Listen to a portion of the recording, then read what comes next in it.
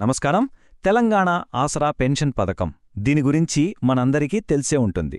అయితే దీనికి అసలు ఎలా అప్లై చేసుకోవాలి, డాక్యుమెంట్స్ ఏం కావాలి, ఎక్కడికి వెళ్ళాలి, ఇలాంటి కన్ఫ్యూజన్ చాలామందిలో ఉంటుంది. సో ఈరోజు ఈ ఎక్స్ప్లెనర్లో దరఖాస్తు ప్రక్రియను చాలా సింపుల్గా ఒక స్టెప్ బై స్టెప్ గైడ్ లాగా చూద్దాం. ఇక ఏమాత్రం ఆలస్యం లేకుండా డైరెక్ట్గా విషయంలోకి వెళ్ళిపోదాం. అసలు ఈ ఆసరా పెన్షన్ స్కీమ్ ఏంటి?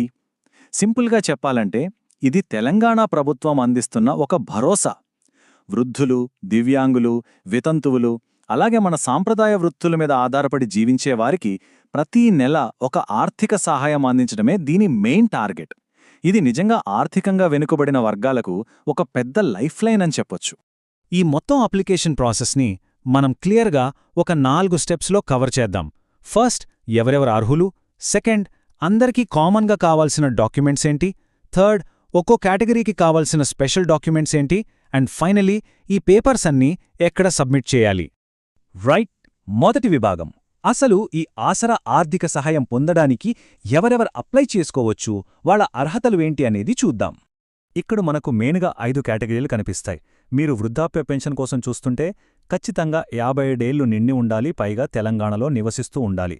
ఇక దివ్యాంగుల విషయానికొస్తే వయసుతో సంబంధం లేదు, కానీ మినిమం 40% వైకల్యం ఉన్నట్లు ప్రూఫ్ ఉండాలి.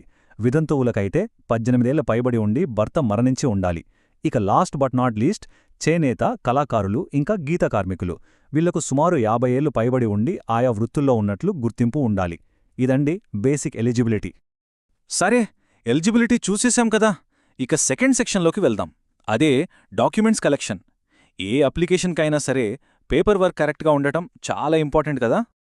మీరు పైన చెప్పిన ఏ కేటగిరీకి చెందిన వారైనా సరే ఈ 4 బేసిక్ డాక్యుమెంట్స్ మాత్రం పక్కాగా మీ చేతిలో ఉండాల్సిందే. అవేంటంటే 1 ఆధార్ కార్డు, 2 రేషన్ కార్డు, 3 ఆదాయ ధృవీకరణ పత్రం అంటే మన income certificate, and 4 bank passbook.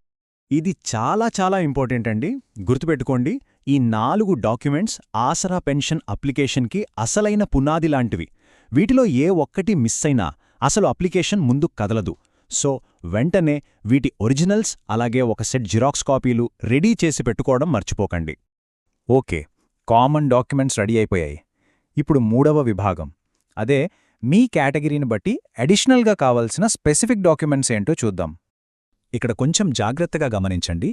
మీరు వితంతు పెన్షన్కి అప్లై చేస్తుంటే ఖచ్చితంగా భర్త డెత్ సర్టిఫికేట్ జత చేయాలి. అదే మీరు దివ్యాంగుల పెన్షన్ కోసం అప్లై చేస్తుంటే మీ వైకల్యాన్ని అధికారికంగా ధృవీకరించే సదరం సర్టిఫికేట్ లేదా కేంద్ర ప్రభుత్వం ఇచ్చే యూడీఐడి కార్డ్ తప్పనిసరి.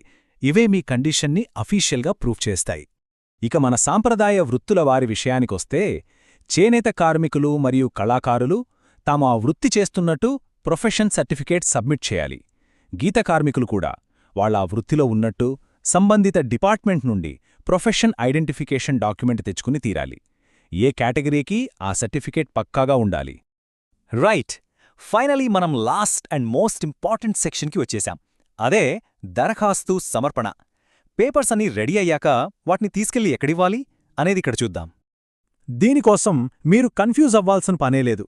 జస్ట్ 3 సింపుల్ స్టెప్స్ అండి.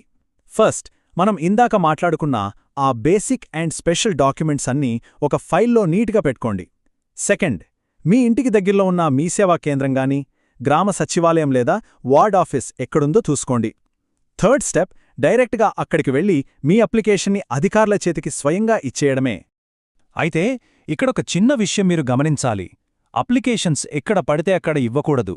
గవర్నమెంట్ అఫీషియల్గా అనౌన్స్ చేసిన మీ సేవా కేంద్రాలు, గ్రామ పంచాయతీలు లేదా మీ టౌన్లోని వార్డ్ ఆఫీసుల్లోనే వీటిని ఇవ్వాలి. అప్పుడే ఫైల్ కరెక్ట్ రూట్లో ఎలాంటి ప్రాబ్లం లేకుండా ప్రాసెస్ అవుతుంది. సో అదండి ఆసరా పెన్షన్ అప్లికేషన్ ప్రాసెస్. చూసారుగా, స్టెప్స్ చాలా క్లియర్గా ఉన్నాయి. ఇప్పుడు నాదొక చిన్న ప్రశ్న. అప్లై చేయడానికి కావలసిన ఆ పేపర్స్ అన్నీ మీ దగ్గర ఈరోజు రెడీగా ఉన్నాయా? ఒకవేళ లేకపోతే వెంటనే వెళ్ళి ఆ డాక్యుమెంట్స్ కలెక్ట్ చేసి పనిలో పడండి. ఎందుకంటే సరైన పేపర్ వర్క్ ఉంటేనే ప్రభుత్వ సాయం మన దాకా ఈజీగా చేరుతుంది. మరి ఈరోజే ఆ పని మొదలుపెడుతున్నారు కదూ. All the best. ఇలాంటి వీడియోల కోసం మా ఛానల్ను తప్పకుండా సబ్స్క్రైబ్ చేసుకోగలరు, లైక్ చేయగలరు, అదేవిధంగా మీ ఫ్రెండ్స్తో షేర్ చేయగలరు.